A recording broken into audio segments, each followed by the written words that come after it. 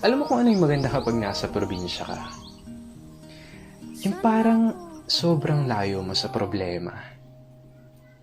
Yung manghuni ng ibon, sariwang hangin, na kahit sobrang bigat ng pakiramdam mo, kapag naranasan mo tong mga to, biglang mawawala na lang. Yung magagandang tanawin, tapos yung palaya na ginawa niyong palaruan ng mga kaibigan mo.